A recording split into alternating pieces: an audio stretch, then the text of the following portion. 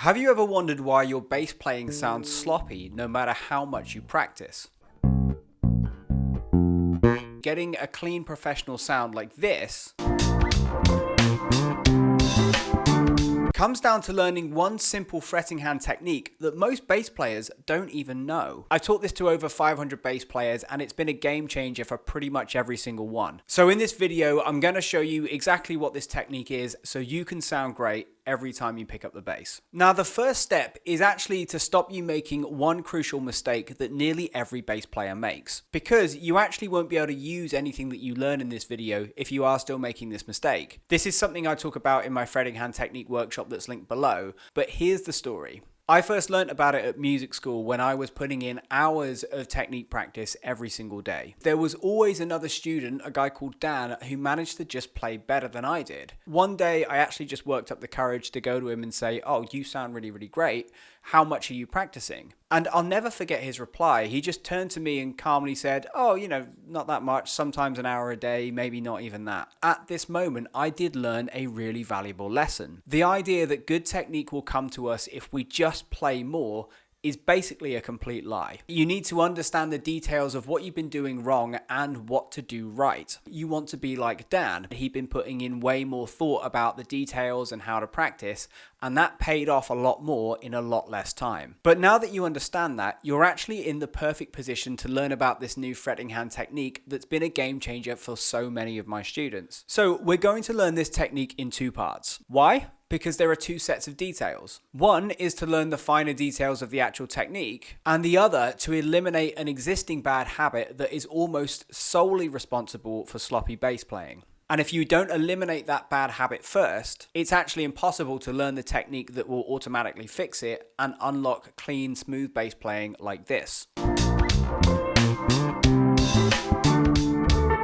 So I first learned about this bad habit a few months after these classes with Dan. I still wasn't happy with my technique, so I went to see a new teacher to work on it, and he said something that changed my technique forever. He said, "Stop using your fingers." Now, I had to do a double take at first. I mean, I'm playing the bass, like what else am I supposed to use? But he was right, and if you want to fix your own sloppy bass playing, it's crucially important that you understand what I'm about to show you next. So I'll demonstrate this with a backing track from my fretting hand technique workshop.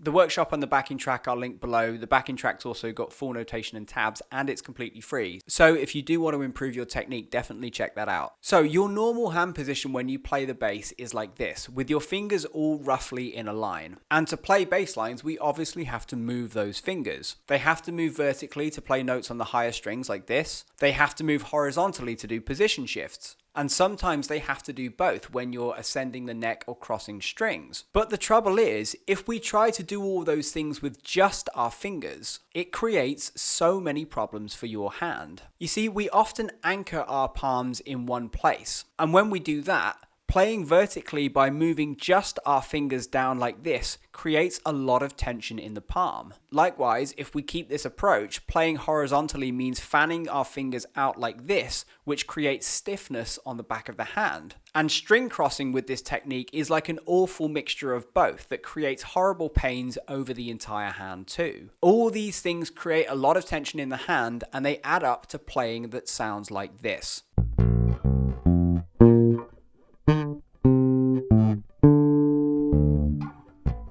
And if you want all of that to change, you have to stop the bad habit of using your fingers in this way. But if you're not supposed to use your fingers like this, what should you actually do? Well, this is where we have to learn part 2 of this technique and study the one thing that will fix sloppy bass playing almost automatically. So for this, we're going to borrow some knowledge that's very common if you learn an instrument like the piano or like classical guitar. I first found out about this when I took some piano lessons as a child, and it was a real game changer for me. Long ago, piano teachers or classical guitar teachers figured out something that's very obvious, but also incredibly clever, that your hands and your fingers are essentially just slaves to your arm.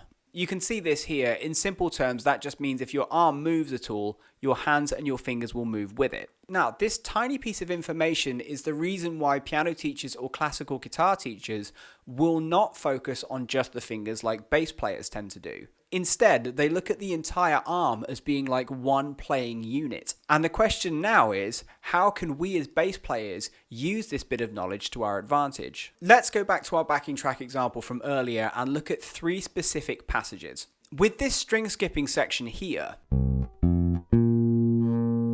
instead of crumpling my fingers up like this and locking my hand up, I can just rotate my forearm so my fingers tilt forward like this. It puts my fingers in the perfect position to play that part of the line, and it doesn't require any work from my hand or my fingers, so they both stay totally relaxed. Automatically, I play better. In this next example, when I move up to the higher strings, instead of compressing my fingers down like this and causing a lot of tension in my hand to get to those higher strings, I can release my arm from the shoulder and bring my hand down to play the G string.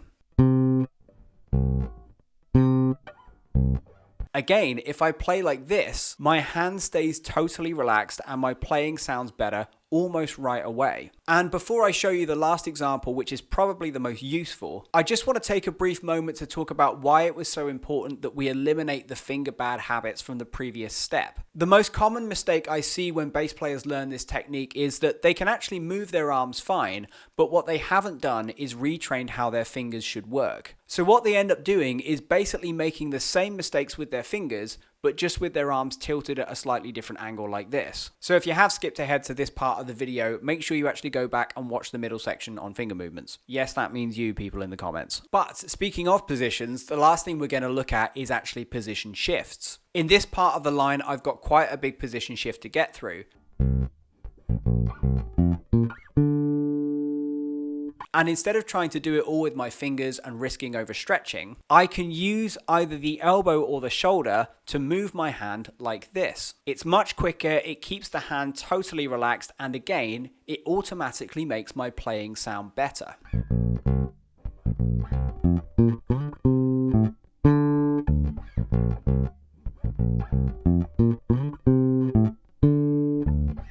However, now you've learnt this, you actually have a new problem. If you get soreness in your fretting hand's thumb or you grip the neck too tightly when you play, everything you've just learned will actually be impossible to use because your fretting hand actually won't be able to move properly. But the good news is there's actually one technique you can learn that solves this problem almost immediately. It's really easy to master and it works so well that since I published a video on this technique, a load of you have tried it out and left comments on it like this. So click up here to watch that video and learn that technique next.